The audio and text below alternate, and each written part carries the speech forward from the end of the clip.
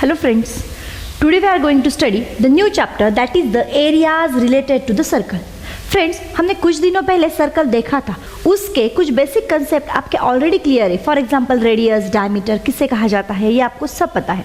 Now अब ये areas related to circle, इसमें हमें उसकी एरियाज, सर्कमफरेंस, सेक्टर्स वगैरह की स्टडी करनी है.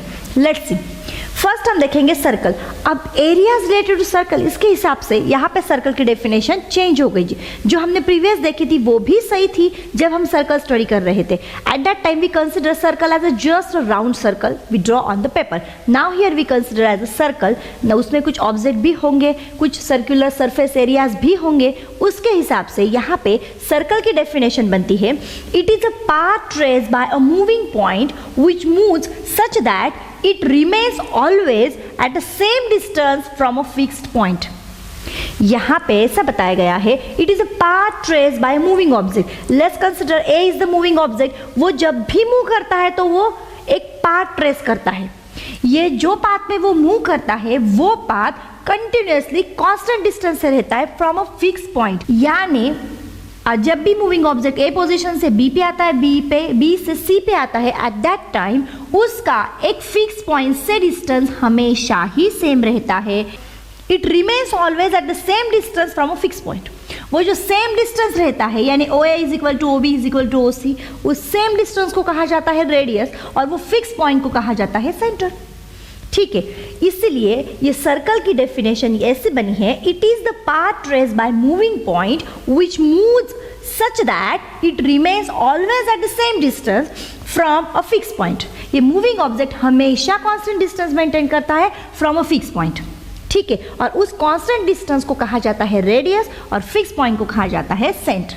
ओके, आपको तो पता है. Let's consider this is circle. O is the centre of circle. Here OP is the radius. आपको ये पता है.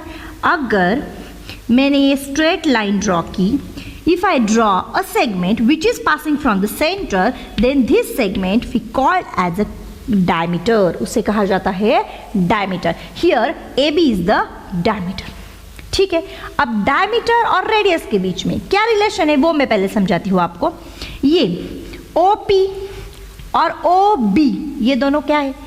Both are the radius of circle. This OA is also radius.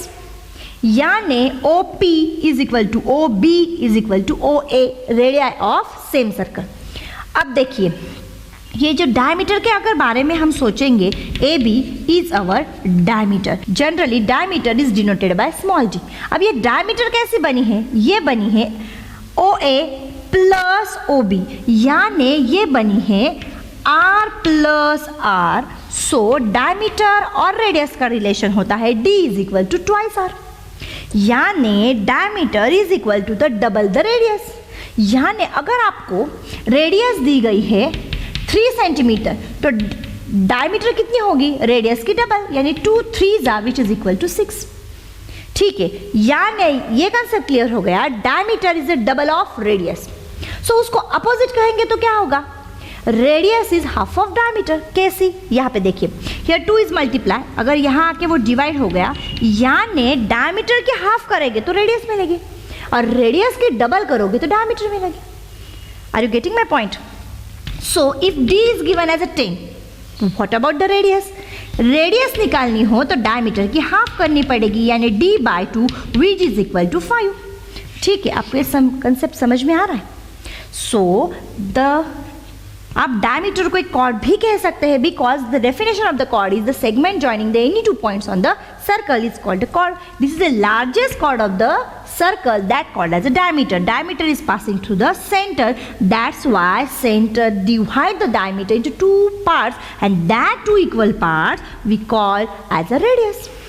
So AB is equal to R plus R. So D is equal to 2R. ठीक है, 2 यहाँ पे transfer होकर half हो गया. So half of diameter is equal to radius and double of the radius is called as a diameter. ठीक है friends, we already studied that. So circumference. Geometric की कौन सी भी फिगर हो उसको पेरीमीटर रहती ही है। जो भी फिगर है उस फिगर को जितनी साइड से उस साइड की addition we simply call it as a perimeter. Okay, circle को भी पेरीमीटर रहती है, लेकिन सर्कल की पेरीमीटर को कहा जाता है circumference, because circle doesn't have a side such like a triangle, rectangle, rhombus, उसके जैसे उसको साइड्स नहीं रहती। लेकिन सुनिए, पेरीमीटर क्या होती है? जो भी फिगर है उसकी साइड्स की सम। लेट्स कंसिडर, अगर आप स्क्वायर कंसिडर करते हो तो this is a square ABCD, ये हर साइड उसकी कितनी होगी? 5 all sides are equal of the square. Okay, so उसके अगर पेरीमीटर करनी हो तो आप AB + BC + CD + DA यानी 5 + 5 + 5 + 5 दैट इज 20, यानी हर एक साइड की कर रहे हो। लेकिन व्हाट अबाउट द सर्कल?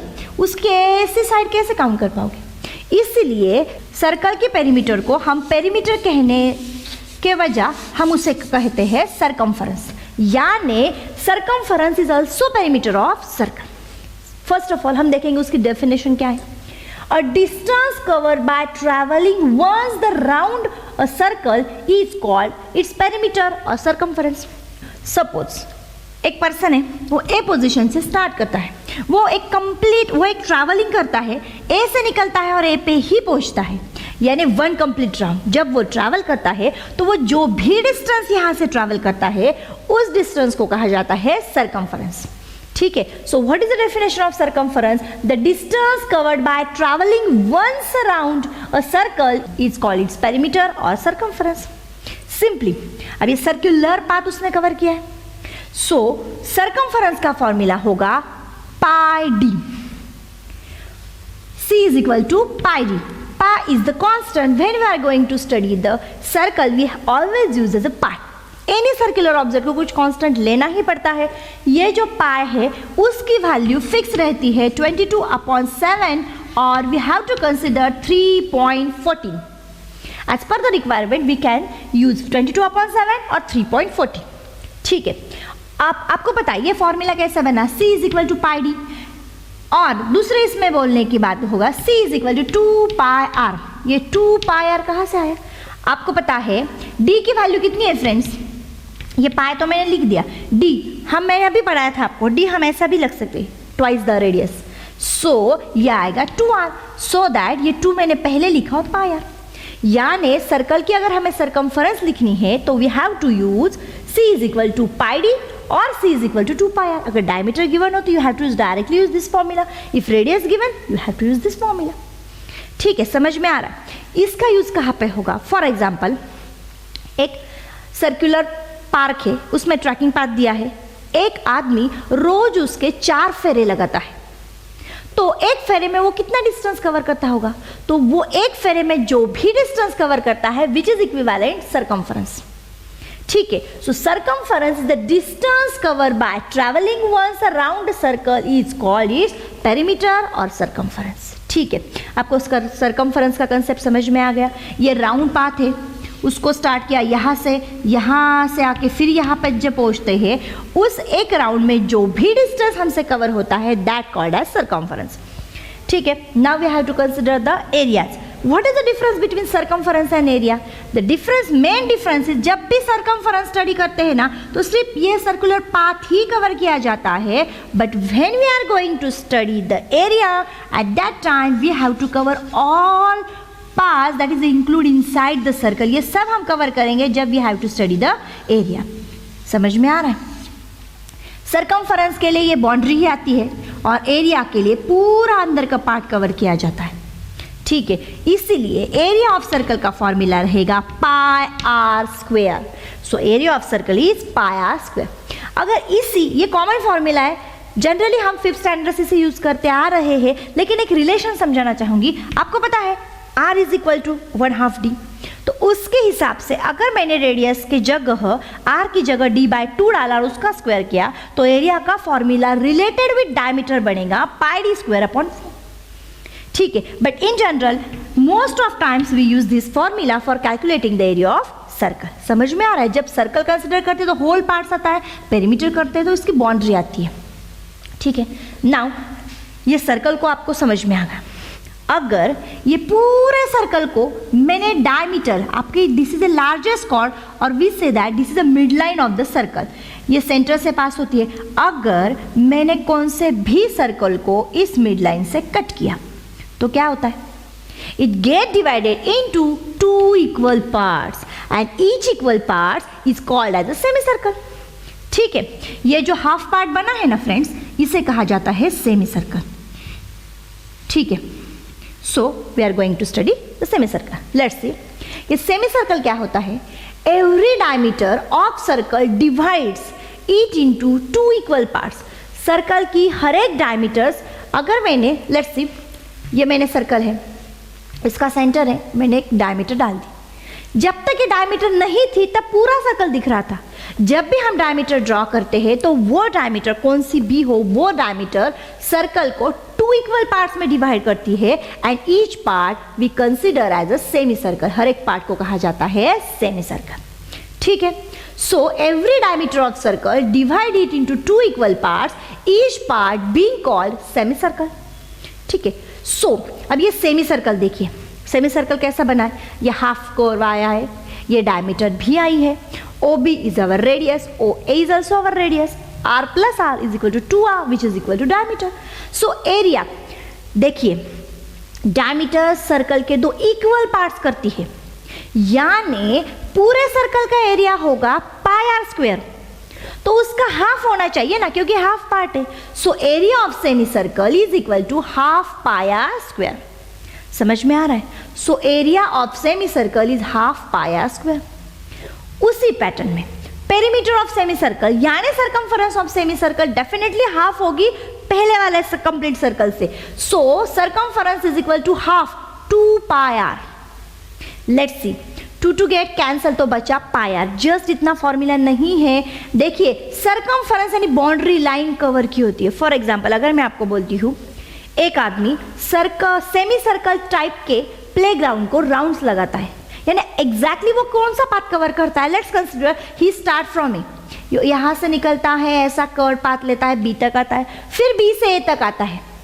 समझ रहे हो आप? वो ऐसा पाथ कवर करके ए तक आता है। यानी जब भी वो पाथ कवर करता है, जब भी वो राउंड लगाता है, वो कर्व पाथ भी कवर करता है as well as he also walk on the diameter. So when we are going to consider its perimeter or circumference, at that time we use the pi r plus 2r। ये 2r कहाँ से आया?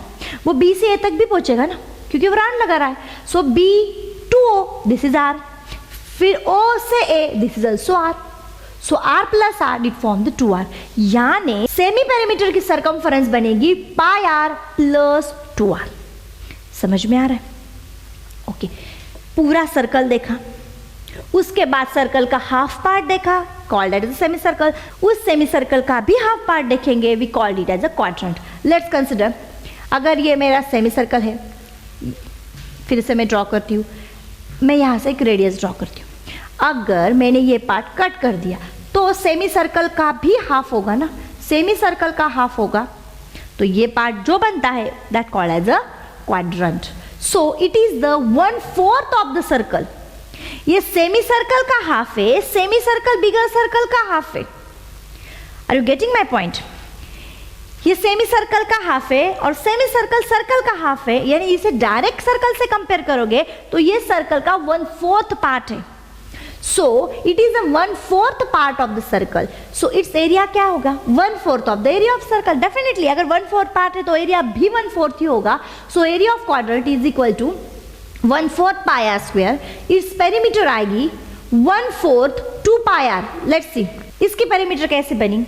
ये अपने circle की perimeter, complete circle की perimeter that is 2 pi R, उसका मैंने 1/4 किया।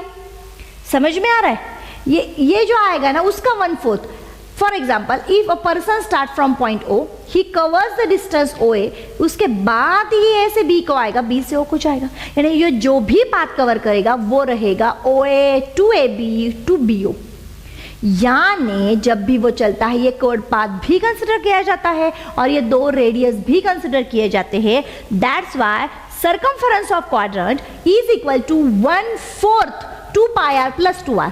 2 1 जा 2 2 जा, सो ये पाई आर 2 तो कैंसिल हो गया, pi r upon 2 plus 2r। This is the circumference of the quadrant. That is the 1/4 part of the circle.